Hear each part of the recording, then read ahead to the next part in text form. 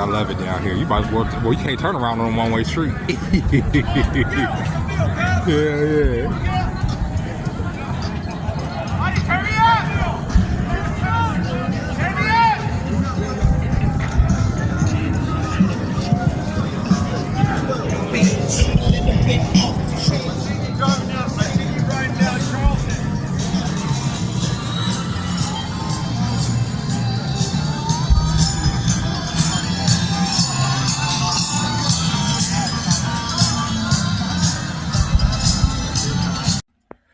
Ooh, that's a nasty number right there.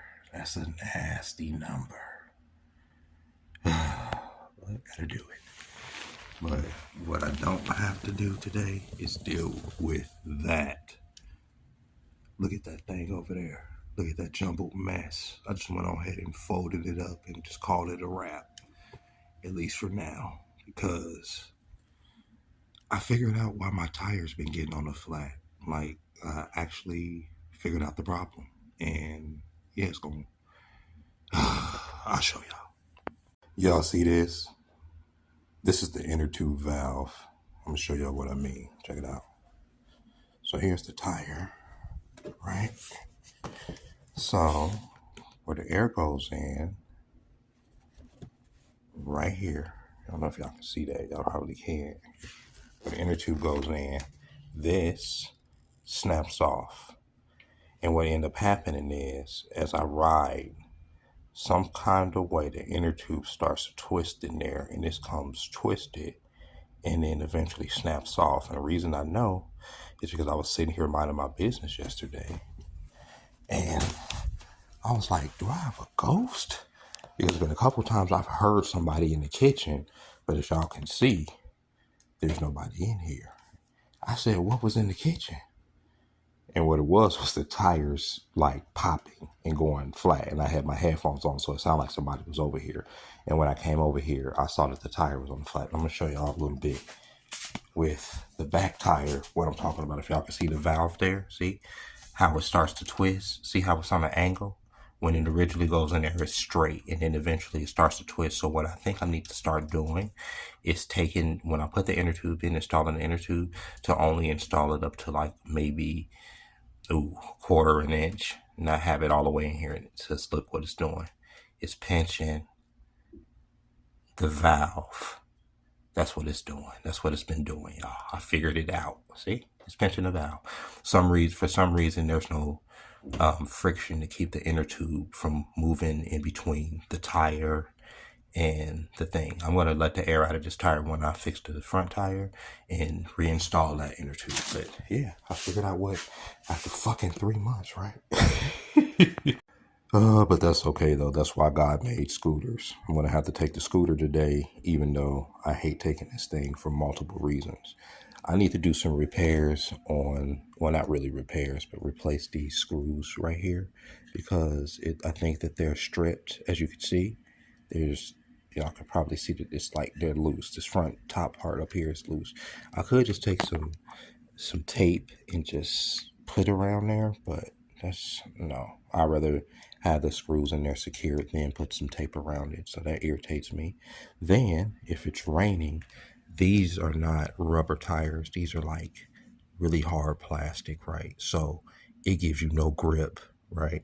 I've fallen off the scooter too many times, okay? Especially when it's lightly drizzled and this motherfucker has decided just to fly from under me like Superman, and then I'm like in the middle of the street looking crazy than a motherfucker, all hurt and ego all bruised and shit. But yeah. And honestly, plus this scooter just don't have the swag that the bike do, if I'm being honest with you. I can't even wear my jacket with this bike.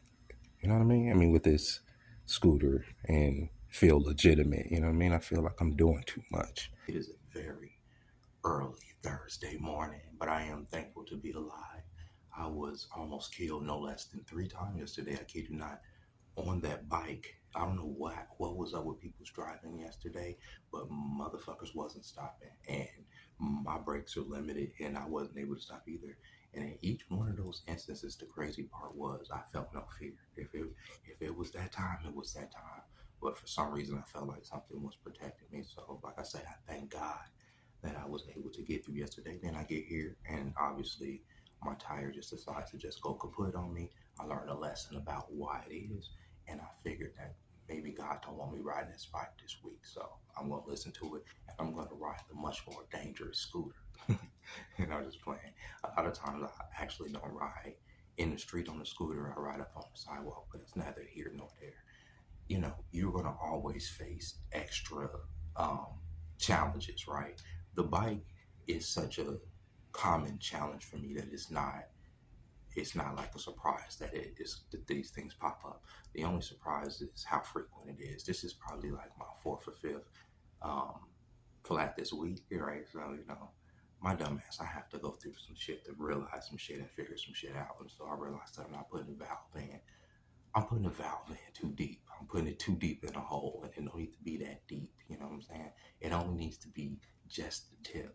Or a lot of these challenges, a lot of these economic challenges, if this was a car, I mean, it's not that much to replace the tire on a car either, but if this was, let's say, a car and it was motor issues, or it was something that was going to be systemic to um, the function of the car, I would have to put money into it on my little mini fucking amount of money that I have coming through here. So if I was in a car, I would have to make the choice to either live in it here or living in the car. You know what I'm saying? Especially if I had to come across repairs or something expensive.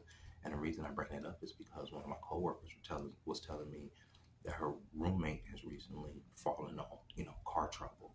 And the car trouble has put her behind because she hasn't been able to get to work and this and that. And what the roommate didn't tell my coworker is that she's not going to have the rent for January. And, you know, I could see even just the fear in my coworker's eyes. It's just like, whoa, I don't have her have, like, what the fuck, right? Like, um, and, got me thinking just like why so many people keep 2 or 3 jobs. And I think, you know, psychologically you do that because you can have a backup. We're disposable at any one of these jobs. At any given moment, the restaurant worker can say, Jeremy, we don't want you here no more. You have to leave. And if there's no second income coming in, I'm fucked. That's just how it works, right? So I've been thinking about getting a second job, but at the same time, me getting a second job takes away from everything else that I'm trying to do and trying to accomplish, right? Because at the end of the day, it's all about time and time. And then what it seems like the machine is trying to extract from people is time, right? You have to work 2 jobs because God forbid you run into an emergency because they know you don't have any savings, right? You know what I'm saying? For most people, if people don't have any savings, you're going to run into this roadblock of absolute fear and uncertainty because you don't know how you're going to pay your bills, or you don't know how you're going to get your car fixed, in order to continue on with the rat race. So you have a second job just in case any one of these things happen, or any one of these things happen. But that's not to mention that both of these women are older women. They're in their 50s and 60s, and they're still working. They have to. And, that's crazy to me, bro. Like late 50s, late mid to late 60s, they work and they still struggling to piece together the rent every month here in America, right? And it's not like these women didn't work their whole life. This other roommate was a manager in another major restaurant chain out here. She just so happened to hurt her ankle. The doctor hasn't released her, and so she hasn't been able to make a lot of money. Her car ends up getting into disarray, and now she's falling behind on the rent. And like, my coworker, the roommate, like I say, she looked despondent as she was telling me the story because, now they have to figure out what it's a week out from Christmas, what they're going to do about rent for January. You understand? And that's crazy, right? And that's why a lot of people, unfortunately, work 2 jobs. It's not like people working 2 jobs is going to get them to the next level, or they're working 2 jobs to get to a specific thing. I want an apartment, I need a car, whatever it may be. But then it's not sustainable, for most people. Working fucking 16 hours a day is it's the Pharaoh's world at this point. You understand?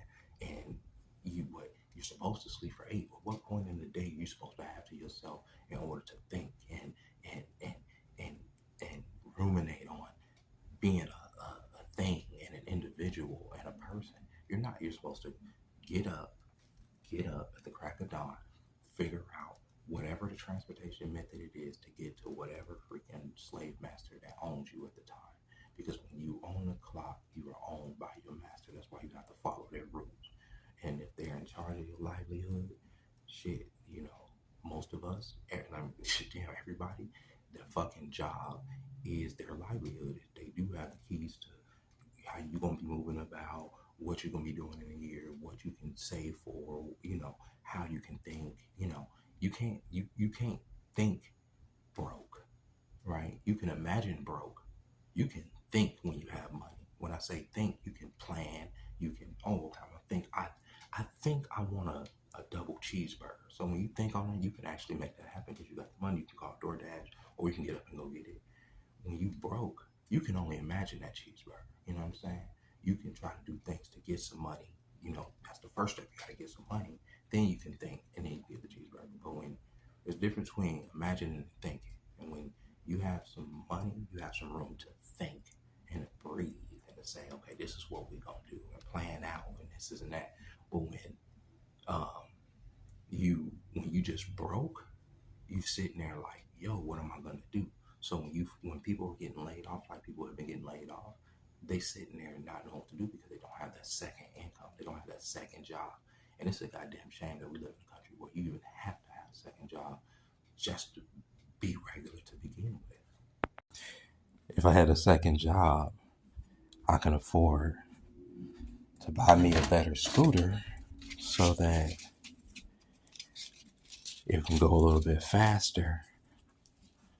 All so I can get to work faster. To be there for the same amount of hours that I'm there, for the most part, doing the same amount of work. But they paying a car note and all this other shit. I don't know why I wrapped that like that. That's dumb. But whatever. Whatever. So I'm all dressed. I'm ready for the gym. Go to the gym for like an hour. Then I'm going to head off to work. My clothes are in my bag. But I just want to tell y'all this will be the last time y'all will hear me complaining about this damn bike this year. Either I'm going to look into the warranty, which I'm pretty sure I've voided somehow because I didn't use the hell out of this bike, or I'm going to get a new bike. I'm going to start putting aside some money to get a new bike. So what I did here is I have this little $100 savings book. I can never keep money in it, honestly. So I can try to get to my goal of $1,000. Wow, at what, $30 in there. I can just go ahead and put that bike to rest and get a new e-bike, because that is ridiculous. And for anybody, because it happens every time I talk about this bike, that's gonna ask, well, why don't you just drive a car? I can't get my license, and I'm just gonna put it like that. So I have to ride a bike, and since electric bikes are so fast, that's my workaround as far as not being inconvenienced as far as getting to work in this day and age. See, since since the state banned my license and I've had to ride a bike to work, there's been times where I've had to go from one end of Vegas to the other end of Vegas, and it takes me 2.5 hours each day to do that. So about a 4-hour commute every day on top of the 8-hour shift. That's 12 hours of just not being at home in my own head where I want to be. You understand? So we're not doing that. But if you guys enjoyed this video, go ahead and hit that like button. Go ahead and subscribe to the channel. If you're working 2 jobs and it's working out for you, tell me how you get through it. What's your method? How do you have time for yourself? How do you have time for loved ones? I work with a dude, the only dude that I work with that actually offered me a place to stay, who's working where we work at the restaurant and he works at a casino. And he gets off from the casino and comes into work and still does it, which I personally don't know how, because I could do it if the task didn't involve me actually dealing with people. If I was like doing security, or if I was just working at the gas station, because barely people come in at night. I could deal with that. And then, going to the restaurant in the morning and still function. But to actually deal with people in a casino that's drinking and actually have to be on and still being a server and then coming to being a server in the morning, I think the mask would fall off, right? I wouldn't be able to mask that well. I would probably be cussing, mixing up the casino customers with the restaurant customers and then getting myself fired because Sometimes I can't walk and chew bubble gum at the same time. With that being said, ladies and gentlemen, I'll catch y'all next time. I hope y'all gonna have a great holiday. This is not gonna be the last video before Christmas. I'll make a few more videos, obviously, before Christmas. But I just want to talk about this whole two job thing and how I think, you know, it shouldn't be normal to have to work two jobs. Yeah, having a job is everybody should have to have something to do, even if it isn't what you consider to be work, but something to do. But having to work two jobs just to live, that's a feel too far for me.